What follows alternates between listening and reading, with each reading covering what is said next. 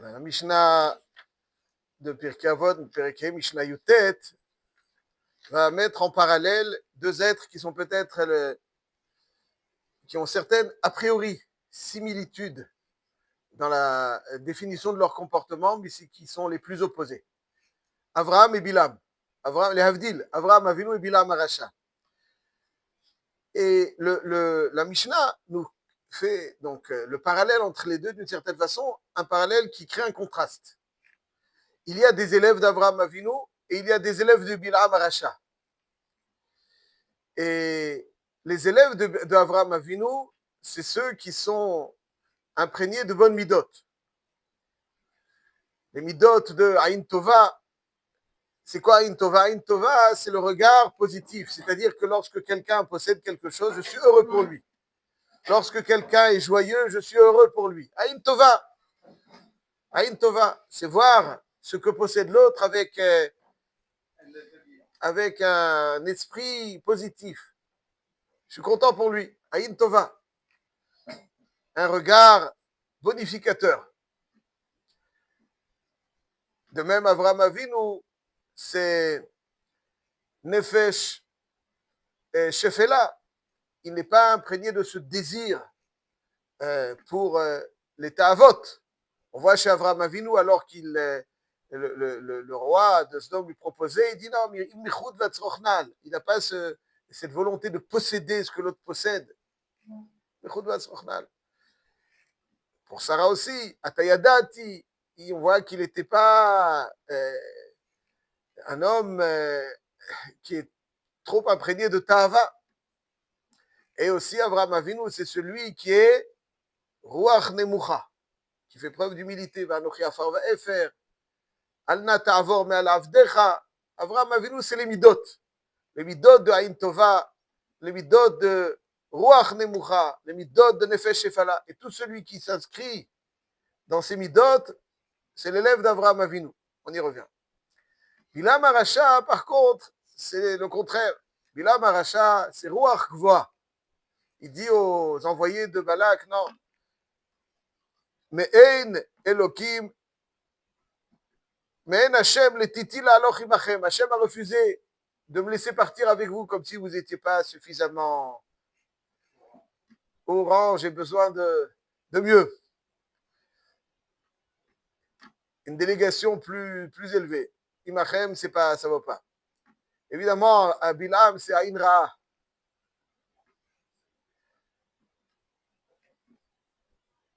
Chazal nous disent, le natif le développe, quand Balak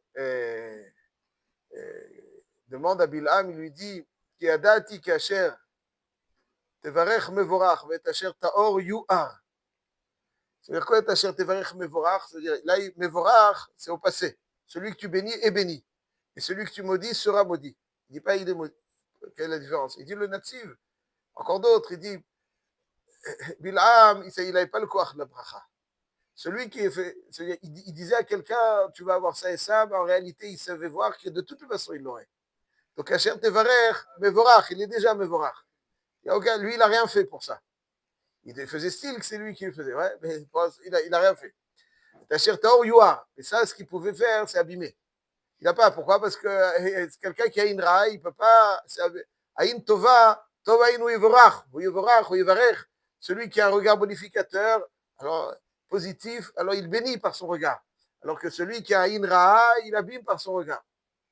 Bilam c'est une ra, Roach Gvoa, Nefesh Rechava. Est-ce qu'on sait avec le Haton, etc. Des choses indescriptibles. Donc, finalement, c'est intéressant que la Mishnah fait un parallèle entre Avraham Avinu et Bilam Arasha dans les midot. Dans les midot. Et la Mishnah conclut, Ma ben talmidav shel Avraham Avinu le talmidav shel Bilam Arasha. C'est quoi la différence? Quoi la différence? Elle est énorme, la différence. Il dit, talmidav shel Avraham Avinu ochlim ba'olam hazeh v'nochlim ba'olam haba. Eux, ils kiffent l'olam hazeh et ils ont l'olam haba. Shene'emar, marqué dans Yeshaya, le'anchil Ohava yesh, ve'otzrotem amale. Dans Michelet, c'est marqué. Le'anchil Ohava yesh, ve'otzrotem amale. Ça veut dire que Kadosh Baruch Hu va être manchil à ceux qui m'aiment. Ohava yesh. Shai olamot. Veotzrotem Amalé. Et ça, c'est Ohavai. Donc, c'est-à-dire ceux qui sont imprégnés des midot d'Avraham Avinu, c'est des Ohavim. אבל תלמידיו של בלעם הרשע יורשים גיהינם ויורדים לבאר שחת, ואתה אלוהים תורידם לבאר שחת, אנשי דמים ומרמה. Donc les תלמידים d'Avraham Avinu, Avraham Avinu c'est Anchil Ohavai Yesh. Ohavai Yesh. Ohavai, ceux qui m'aiment. Avraham Avinu et ses élèves sont qualifiés de Ohavai. Et Bil'am Arasha, comment il est? Anshe Damim ou Mirma. C'est des gens rusés. Anshe Damim ou Mirma. Donc, cette Mishnah vraiment l'interpelle. C'est-à-dire que, comme si on faisait chercher un parallèle entre Abraham, on dit non. Et Bil'am, les différences, elles sont dans les midot. Ils n'ont rien à voir. Pour dire que les différences, ils n'ont rien à voir. Et il y a des élèves à Avraham Avinu. Ça, je comprends qu'on a besoin d'un maître pour avoir des bonnes midot. Mais on a besoin d'avoir un maître pour avoir des mauvaises midot. On a besoin de s'inspirer de qui que ce soit. Bil'am, il a des élèves. Tu as besoin d'élèves. Quelqu'un qui n'a pas, il a naturellement des mauvaises midot. Ma ben talmidav shel Avraham ben talmidav shel Bil'am Arasha. Énorme. Et ma ben, on a besoin qu'il soit. Bien sûr, elle parle à nous. Alors, qu'est-ce qu'elle nous enseigne ici, la Mishnah? Elle nous fait le contraste entre Avraham et Bil'am. Alors, nous, qu'est-ce qu'elle veut ici? Elle nous dit, voilà, lui, il avait ça, lui, il avait ça. Donc, toi aussi, il faut faire ça. On le sait. Okay, essayons de voir un petit peu. Et assez, quand on voit la Torah aussi, il y a beaucoup de similitudes entre Avraham Avinu et Bil'am. Dans les termes, hein, attention. Vayashkem Avraham baboker. Vayahavosh et Chaboro. Vayikar et shene ne'arav. Et shene ne'arav ito. N'est-ce pas? Vayashkem Avraham baboker. Vayahavosh et Chaboro. Vayikar et shene ne'arav ito. Dans Bil'am, les expressions sont un petit peu ressemblantes. Vayakom Bil'am baboker. ויחבוש את אתונו. והוא רוכב על אתונו ושני נעריו עמו. Donc dans la description de l'entame d'Avraham Avinu, וישכם אברהם בבוקר, ויחבוש את חמורו, ויקח את שני נעריו איתו. בלעם, ויקום בלעם בבוקר, ויחבוש את אתונו. והוא רוכב על אתונו, ou Shne Ne'arav Imo. Bon. Alors déjà, juste avant de... Ne'arav, c'est Nefesh, Aïn, Ruach. Nefesh, Aïn, Ruach, Na'ar. Chez Avraham Avinu, c'est le même Nefesh. Chez Avraham Avinu, c'est Nefesh Shefala, et chez Bil'am, c'est Nefesh Rechava. C'est le même Aïn. Chez Avraham Avinu, c'est Aïn Tova, et chez Bil'am, c'est une ra. C'est le même Ruach. Chez Avraham Avinu, c'est Ruach Nemucha, et chez Bil'am, c'est Ruach Gvoa. Donc c'est les mêmes midot. C'est pas les mêmes midot, j'entends les mêmes traits de caractère, les mêmes racines, les mêmes shorashim, ce journaux, Chazak. Les mêmes shorashim. Après, chacun va les. Donc les deux font preuve d'engouement. Les deux sont accompagnés de leur Ne'arim. Nefesh, Aïn, Ruach. Chez Avraham Avinu, c'est Chamoro, et chez Bil'am, c'est Atono. Alors ici, on doit voir. Donc la Torah, elle appelle à ce parallèle qui crée le contraste. C'est la Torah, à travers des termes similaires, mais différents. Combien différents? Alors qu'est-ce que la Torah, elle veut aussi? Donc la Mishnah, Chazal, la Torah, elle nous fait le parallèle, mais elle nous dit, attention, ils se ressemblent d'une certaine façon. Mais attention, il y a une grosse différence. Et cette différence, elle provient des midot. Une forme de ressemblance. Quelle ressemblance il y aurait pour dire que... Ouais, pour similitude pour le contraste. À lui dire, les maasés, un yesod, on peut parler beaucoup de ça, mais un yesod qui me semble important dans notre quotidien. Si je vous cite ce journal, la phrase suivante, vous allez me dire son auteur, est-il un tzaddik ou un rachat? Juste un tzaddik ou un rachat, pas qui? Si on me donne une maison pleine d'or et d'argent, jamais je ne viendrai enfreindre la parole d'Hachem. C'est un tzaddik ou un rachat qui prononce cette phrase? A priori, c'est un tzaddik. A priori, c'est un tzaddik. Il y en a qui vont pas respecter la parole d'Hachem, malheureusement, pour des petits trucs minables. Bon, malheureusement. Mais Bilam, il dit, donc Bilam, il a un discours pas mal.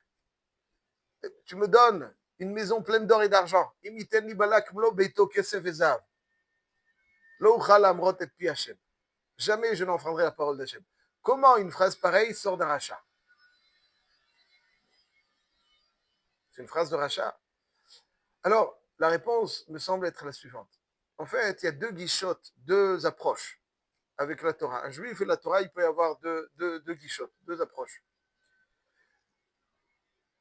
Permettez de commencer par celle de Bilam, juste pour bien mettre en relief le contraste. Il y en a qui voient la Torah, donc une accumulation d'ordres qu'il faut gérer. Ça veut dire qu'en fait, j'ai des devoirs et je ne peux pas enfreindre la parole d'Hachem. C'est pas beau, c'est assourd même. Je ne peux pas enfreindre la parole d'Hachem, mais d'une certaine façon, ce que je cherche dans la vie, c'est pas m'embrouiller avec Hachem. Surtout pas. Je suis conscient que c'est pas bon. Mais ce que je cherche dans la vie, c'est faire ce que je veux. Donc, par exemple, Shabbat, il y a certaines halachot. Alors, donnez-moi des térim, gramma, donnez-moi comment faire. C'est-à-dire, je ne m'inscris pas dans la volonté d'Hachem.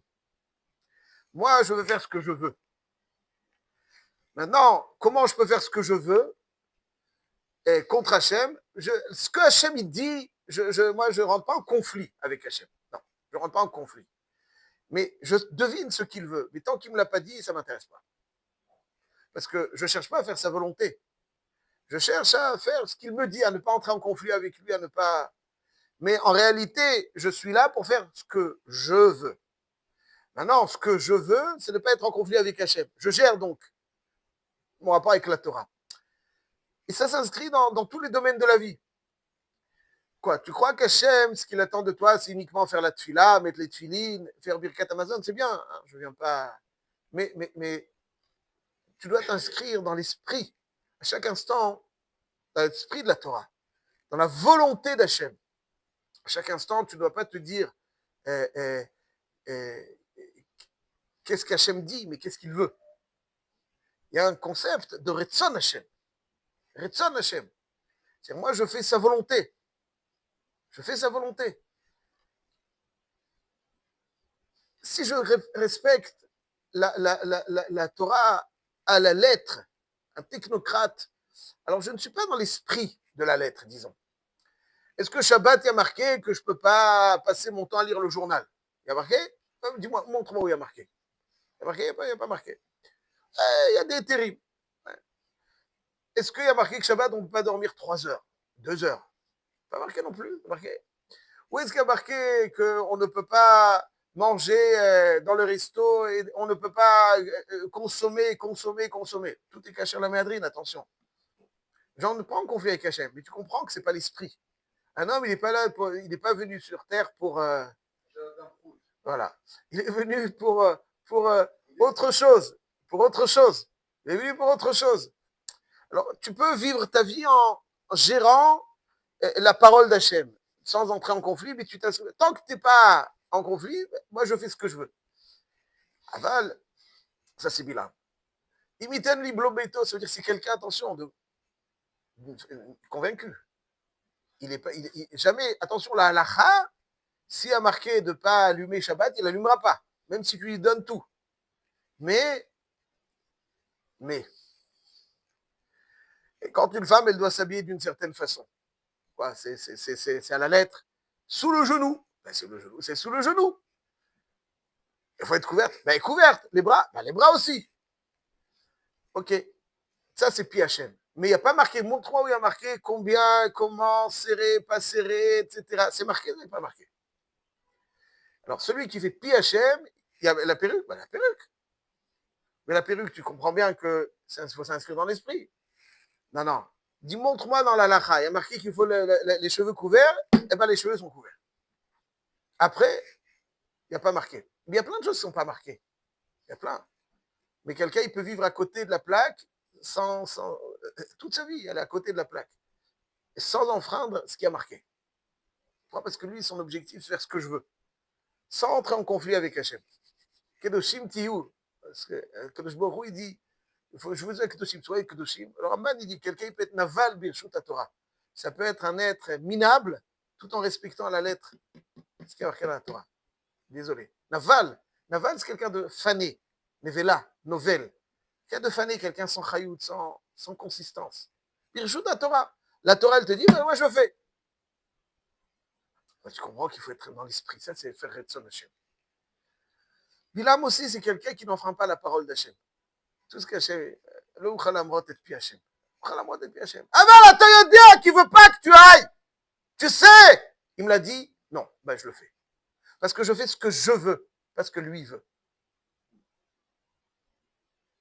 Le Uchalamrot et puis Hachem. Rabbi Hanan Wasserman, dans Contraste d'Ivrei Sofrim, le développe.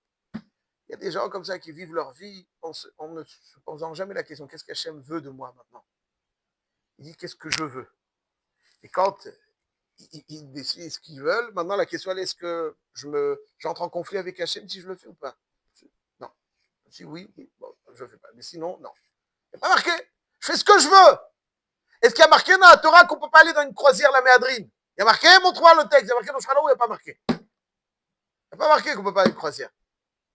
C'est très bien que dans la croisière, c'est de la Touma. Qu'est-ce que tu fais? Tu vas voir la mer toute la journée? Non. C'est pas rien la Torah. À Madrid, il y a un rave qui donne l'ashgacha. Disons que c'est une ashgacha. Disons. Alors, comment tu vas?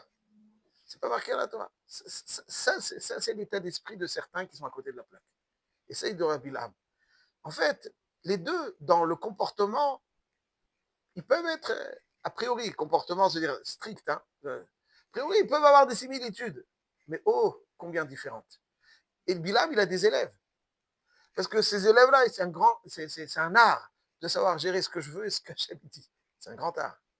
C'est pas stable, il a des mauvaises midotes. C'est-à-dire que les mauvaises midotes ont l'expression que les Neharim, ou Shnei Neharav, voilà, il y a de la finesse. C'est-à-dire, la gestion, c'est pas simple. Il y a des écoles, non, qui apprennent la gestion. Alors, il y a des gestions encore beaucoup plus compliquées que la gestion financière. C'est la gestion. Comment gérer ce que je veux et ce qu'Hachem dit. Gestion. Montre-moi dans le Shulchan Aruch. Ça, je me mange. Je mets la minuterie pour allumer la télé. Il y a marqué dans le Shulchan Aruch que je ne veux pas allumer la minuterie. Ou montre-moi dans le Shulchan Aruch. J'en ferai rien quand j'allume la télé. J'en ferai quelque chose, j'en ferai rien. Oui, arrête. Mais tu comprends que ce n'est pas la volonté d'Hachem. Où il y a marqué? Moi, je cherche ce qu'il y a marqué. Montre-moi dans le texte. Et je vous donne ces petits exemples. Mais il faut savoir que dans la vie, il y a des multitudes d'exemples. Ceux qui savent la volonté d'Hachem, c'est bien souvent les Gdolim. Eux, ils savent la volonté d'Hachem. Nous, on a l'impression qu'on sait ils savent ce qu'Hachem veut. C'est ça, la mitzvot des Rabbanan. Qu'est-ce qui m'oblige à respecter les mitzvot des Rabbanan? C'est pas simple que ce soit l'Otasuro. Qu'est-ce qui m'oblige? Chachamim, ils ont dit ça. C'est là, ok, moi, j'écoute les hommes, moi, j'écoute Hachem. Je suis soumis aux hommes, je suis soumis à Hachem. Pourquoi je dois écouter les mitzvot des Rabbanan? Pourquoi les Chachamim, je dois les écouter? Parce que les Chachamim, ils savent la volonté d'Hachem. Si tu écoutes les Chachamim, c'est que tu veux la volonté d'Hachem. Tu n'écoutes pas les Chachamim si tu fais ce que tu veux. Parce qu'ils sont bien plus aptes que toi à te savoir ce que la volonté d'Hachem. Et donc, Ushnene Arav, pour Bilam, il y a marqué Ushnene Arav et Imo. Imo, ça veut dire qu'ils sont avec lui. Ouais, ça veut dire toutes les forces, Nefesh, Aïn, Ruach, telles qu'elles sont, de façon brute, elles sont avec lui. Le Aton, c'est le Aton, vous savez, c'est une Nekeva, etc. Donc, il est mitraber au Chomer. Avraham Avinu, Shnei Neharav Ito. Ito, c'est Tafel. Ça veut dire qu'il utilise le Nefesh, Ruach, Neshama pour ce qu'il faut. Il l'utilise. Veyachavosh et Chamoro, le Chomer. Le Chomer, ça veut dire c'est lui qui domine le Chomer. Ouais, c'est un Zachar qui domine le Chomer. Les deux VH quand même. Ça, c'est toute la différence. Avraham Avinu, c'est Ohavai. Le'anchil, Ohavai, Yesh. Ohavai. Ohavai, c'est Mishi Ohevoti. La Mishnah ne parle pas d'Avraham Avinu, les midot. Parce que ces midot-là, c'est-à-dire, qu'est-ce qui fait qu'un homme veut faire Retson Hashem ou faire ce qu'il veut? C'est ses midot. C'est ses midot. S'il a des midotes de glouton dans tous les domaines, alors il reste glouton et il gère Hachem. Je veux. Et Hachem qui dit, bon, allez, on gère ce que, pas de conflit, hein, je veux pas entrer en conflit. Aval, si tu as des bonnes midotes, si tu as des bonnes midotes. C'est pour ça que la Torah dépend des midotes. Pour être midote. Pas simplement parce que quelqu'un qui a mauvaise midote, il est insupportable à côtoyer, c'est une chose. C'est pas seulement ça. Quelqu'un qui a des bonnes midotes, son rapport avec la Torah, c'est un rapport de Ohev. Les Anchil Ohavai, Avraham Ohavi. Avraham Ohavi. C'est marqué dans Yeshaya. Avraham Ohavi. Pourquoi? Parce que c'est Ohavi. C'est Ohavi. C'est Anche Damim ou Mirma. Mirma. C'est ceux qui. Des rusés. Ok. Tu sais très bien que. C'est quoi un rusé? C'est quelqu'un qui ruse. Et Serge, je m'arrange, je suis Hachem, j'ai jamais fait le contraire de ce que tu as dit. Mais tu t'inscris pas, ça c'est les mauvaises midotes, ça c'est donc l'apparence. Donc on peut voir deux personnes qui a priori mettent le tefillin le matin. Ils font la même tefila. Avala il est mital midav chez l'Avraham Avinu et l'autre il est, etc. Les deux ils étaient à côté de l'autre. Aïn mital midav chez l'Avraham Avinu, l'autre, etc. Pourquoi? Un c'est Ohev, il cherche à faire Retson Hachem, l'autre il fait puis Hachem, ce qu'Hachem il veut. Ça c'est toute la différence. Et ça, c'est donc ce qui permet à un homme de progresser dans la Torah, de progresser dans la Vodat Hashem, c'est avoir ces bonnes midotes qui lui permet de chercher Retzon Hashem. Ça, c'est le Retzon.